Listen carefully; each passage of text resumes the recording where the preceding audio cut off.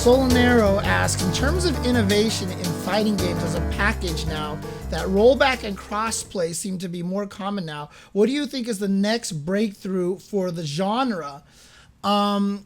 Personally, better in-game teaching is one, and better community is two. Now, the battle hub for Street Fighter 6 is trying to create a better community, and we'll see what happens with the educational stuff. That's what World Tour seems to be. So if they can do that, that's great. But honestly, fighting games are a social genre. I'll tell you this right now. The hardest thing about playing fighting games these days, especially ranked, as those of you who watched my stream last night can tell, it's so hard to play ranked because it's easy to just destroy yourself with a bad losing streak. And the reason why in the arcades this wasn't necessarily as bad is usually there was at least 3 to 4 people lined up. And so when you lost, you had a chance to step off and cool down. People in my chat were like, hey, James, take a break. But you just don't. You just don't, because you just want to get back in there because you're so angry. But in the arcades, you didn't have any choice. One of the things that we need to proliferate more in the fighting game community, in the fighting games themselves, is the encouragement of watching other people. I've often wanted to have it so that, you can view basically any match that's live at any point in time. When you lose to a player, they should give you the option to go that says, watch their next match. And if you say yes, you just basically sit there in training mode while they wait for their match. And as soon as they get matched up with something, your screen goes da da da da da da da da. And now you get to watch them play against their next opponent and see how they do over there. So that if they get beat up, you're like, wait, huh? And then if they beat up the other guy, you're like, okay, so they're pretty good. That's kind of actually cool. But the problem is, yes, like Croton says, people are going to follow to be toxic, right? There's going to be a lot of issues with that. I've often talked about having the idea that to create online groups. This is another innovation that I want to see, where you and 2 other people will go online, but you have to go online at the same time. All 3 of you are actually playing ranked at the same time, but you're not actually playing at the same time. What happens is that 2 of them have, or 2 or 3 of them, whatever, how many people there are, and limit it to like 4 or 5 people, like 4 people at max, maybe. But whoever's not playing, the other 3 have to watch. The other 3 have to watch the person currently playing ranked, and when that guy's done, it swaps to the next person. They play ranked, the other people watch. And whoever wins, if the guy wins, you actually gain a very small amount of points just for watching your friends play, because that will make you want to encourage them, help them, give them advice. Dude, you're jumping too much. Stop. Kind of like that. That's one of the innovations that I want to see in a fighting game. Create this kind of system that has the ability, and then you can take advantage of the game's in-voice chat, like the console's in-voice chat, to automatically hook up the people so they can talk to each other and stuff like that. And that way you guys are encouraging each other. Now, if the guy loses and you're watching, you don't actually lose any points. Does this allow people to just sit there and piggyback off of someone good? Maybe, but the problem is your turn's coming up and you got to play, right? So you have to play at some point in time. And, obviously there's the reasons to skip turns or whatever like that, because maybe you have to go to the bathroom or it's time for you to eat or something like that. But come up with some fair balance system. But then in the end, if someone wants to piggyback off of somebody else and gain the minuscule points that I've been talking about, like if the winner gets 125 points, the viewer gets 12 points, right? Like literally 1/100th of the points, then it just really doesn't matter. It's not going to add up that much, but still, if you guys are watching and helping each other, it will all add up eventually in something like that. So, or maybe getting fight money. Yeah, something. Basically to encourage group play and more watching. Fighting games were all, weirdly enough, even with all the training mode that we have and all the YouTube content we have and all the stuff that we have, I feel like it's kind of harder to learn fighting games because we don't watch enough. We do not watch enough matches, and it's not the same as watching, Tokido versus Angry Bird, because they're already doing stuff way beyond what you're doing. But if you're watching friends play and, watching people closer to your level, you'll be learning a lot faster. Even though I had that video talk about how difficult it was to lab in those old days, and sure, we didn't find a lot of the tech, but I gotta tell you, man, the rise of how good a player got in the arcade is actually really, really surprising, given the extreme limited access that they had to the game. Like, if we're playing at home right now, I just bust out the PC. I streamed Street Fighter V for like 5 hours yesterday, right? But somehow when I played in the arcade, I feel like I got better faster because you were talking to people. You were always interacting. You're watching the people that you fight each other. You learn specifically things that are applicable to the matches that you played, which we are not doing right now. We are not doing that right now. And that is one of the frustrating parts about playing fighting games. We are not learning things that are actual specific to your matches.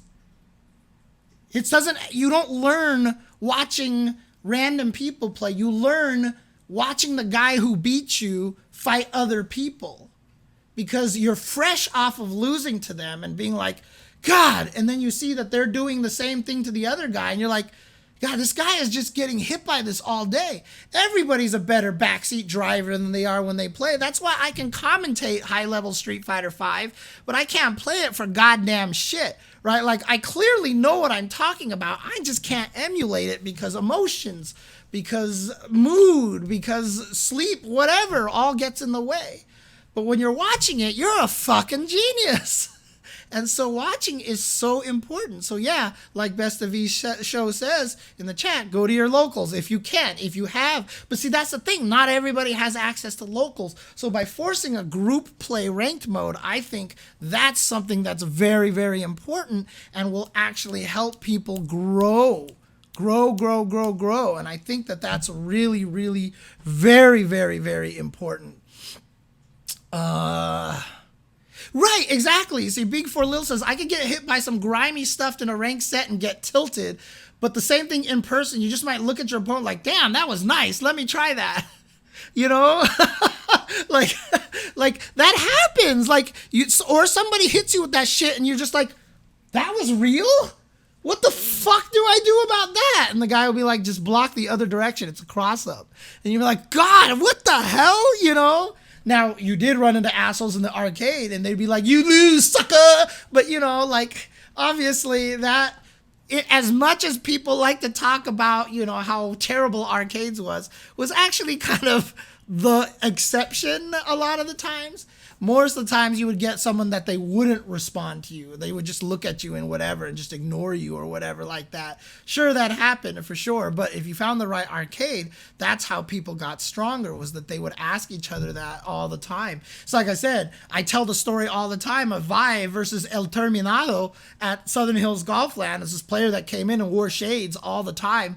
And he played CVS2, and all he ever do was roll flash kick with Kim and Terry and Iori, roll DP, because they had 3 of the shortest rolls in the game, the fastest rolls in the game. So he did that, and he would absolutely kill everybody. And then, except Vi. He would roll, and Vi would kill him. And the guy would just be like, ugh. And like, nobody ever talked to him. He was just some dude who would just show up all the time. And eventually, Vi was just finally like, look, dude, there's delay at the end of the roll. You cannot flash kick. I will hit you every time. And the guy was like, no, like, that's not true. And Vi was like, do it, roll at me. And so like they played a game and he rolled and he hit him out of the roll every time. And Vi just like taught him right there on the spot. He didn't need to, but Vi himself was getting kind of annoyed by the fact that this guy was like, why can't I get the flash kick? And eventually Vi is like, because you can't. Because I'm punishing you. And that's the kind of shit that happens in the arcade that we don't get online these days. And so group thought is such a powerful thing. And then like literally after Southern Hills Golf Land closed, we all went to Norm's and we just all sit there and talk about it, like, God, that matchup, how do I fight this matchup? Oh, well, you do this. Oh, you do this. I would complain about my characters the same way back then. Now I'm doing it on Twitter, so it seems worse. But I used to do it back then just to like 3 other guys, and they'd be like, James, you just need to do this. James, you just need to do that. Now that I'm yelling on Twitter, it just makes it seem like I'm just whining all the time, dude. But see, that's the thing is Twitch chat is not group thought, though. That's the problem. It's not. That's why I said limit the thing to like 3 or 4 people. I'm just talking small little cohesive groups. You know, even getting to 12 or 13 people at once is really good. The younger generation right now has an advantage is that they are very good at Discord fighting. And so a lot of them are replicating this by all jumping into a Discord chat all the time. They're always in a Discord chat and they're always talking about it. When we did a Matcherino stream for Guilty Gear Strive, we all jumped into Razzo's chat one time. Razzo's stream, and he's just in there with like Adventure and like Jonathan Tene, and all these guys were just sitting in a Discord call, and they're like, yeah, I don't know why he used the Roman cancel there. I think it would have been better if he had saved it there. Oh yeah, that burst. You know what the weird thing was? He was in a situation where he had this match lead. He should have burst a little bit earlier because then he had a better timing to get it back. And like, it was crazy. Like, I was sitting there watching this. I was like, oh my God, this is so cool. No wonder these guys are getting so good. Because they're replicating that. They are doing that, and there's not a coincidence why these players end up so strong.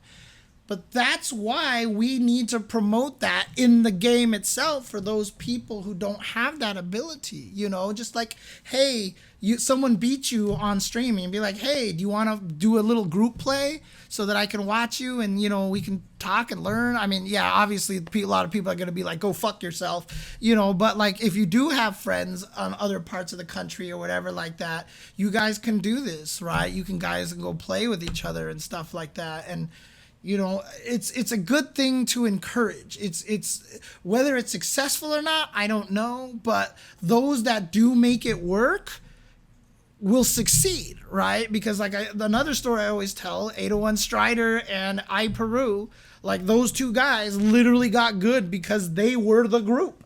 They kept elevating each other. They kept telling each other what they could take advantage of the other player, and they elevated each other to the point where Gustavo was a 3-time Capcom Cup qualifier, right? Group, that ability right there is so powerful, and I think that is one of the things we need to look at. And so Street Fighter 6 is creating the Battle Hub. It's a nice little start to create this more everyone's running around and watching cabinets and things like that. It's what the Guilty Gear Strive lobby should have been trying to go for a little bit more.